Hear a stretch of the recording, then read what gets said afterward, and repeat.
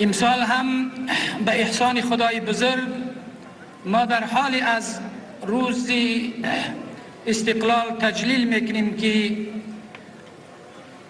افغانستان عزیز ما کاملا آزاد و مستقل هست و ما در یک کشور آزاد و مستقل به تمام معنا که مستقل هست به سر میبریم. حاضرین گرامی و ملت شریف و قهرمان افغانستان،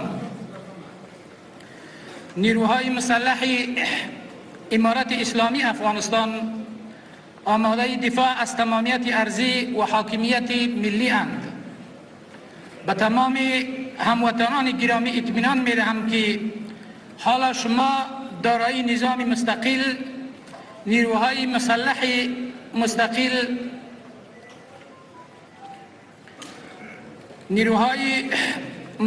مستقل هستید. نیروهای مسلحی که سرپای خود ایستاد می باشند، برای حفظ ارزش‌های شرعی و اسلامی مستقلانه تصمیم می‌گیرند و مستقلانه عمل می‌کنند.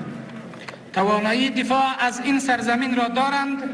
برای رفاه و آسایش امنیت شما آماده هر نوع قربانی اند. پیامی ما به آنهایی که وطن، خانه و کاشانه خود را به دستور بیگانگان ترک کردند، حالا از بیرون کشور علیه نظام اسلامی توطئه چینی میکنند. نظام مقتدر ما را که نصرت الهی همراهش است، آنها هیچگاه نمیتوانند که به چالش بکشند.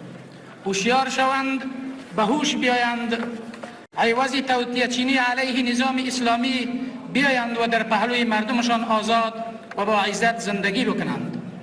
آغوش امارت اسلامی بر روی آنها باز خواهد بود و دامان عفوش گسترده است.